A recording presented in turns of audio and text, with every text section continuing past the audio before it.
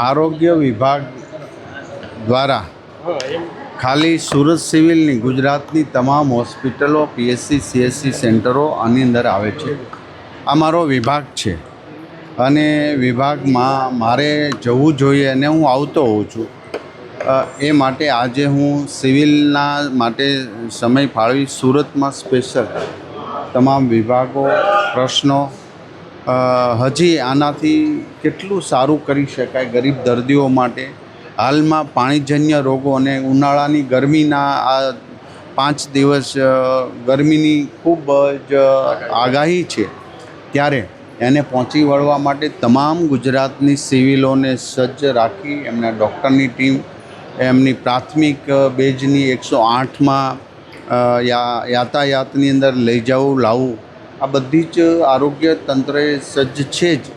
પરંતુ સુરત સિવિલથી હું તમામ હોસ્પિટલો અને અમારી પીએચસી સીએચસી સેન્ટરો એ બધી સજ્જ રહે એ હેતુ છે. હું અહીંયા પણ ક્ષતિ છે અથવા કંઈ પ્રોબ્લેમ હશે એ જાણીને રાજ્ય સરકાર દ્વારા એ તરત સૂચના આપીશું. સર, બ્લડની વાત છે તેની વચ્ચે કઈ રીતની કામગીરી અત્યારે ગુજરાતમાં એક પણ બર્ડ ફ્લૂનો કેસ છે નહીં. કોઈએ ગભરાવાની જરૂર નથી. તો પણ મહારાષ્ટ્રના નંદુબાર જિલ્લામાં જે બર્ડ ફ્લૂના કેસ દેખાયા હતા ને ત્યાં પણ કંટ્રોલમાં છે, પરંતુ ગુજરાતની એ બોર્ડર પર પશુપાલન વિભાગ અને આરોગ્ય દ્વારા સંપૂર્ણ અમારી ટીમ સજ્જ છે. અરાઉન્ડ 10 કિલોમીટર સુધીના તમામ ગામો વગેરેમાં ટેસ્ટિંગ કર્યું છે. પોલ્ટ્રી ફાર્મ છે એમાં પણ મરઘાઓના ટેસ્ટ કરી અને ચકાસણી લેવામાં આવ્યો છે. તો ગુજરાતમાં બર્ડ ફ્લૂથી કોઈ ગભરાવાની જરૂર નથી, સાવચેતી રાખવાની જરૂર છે.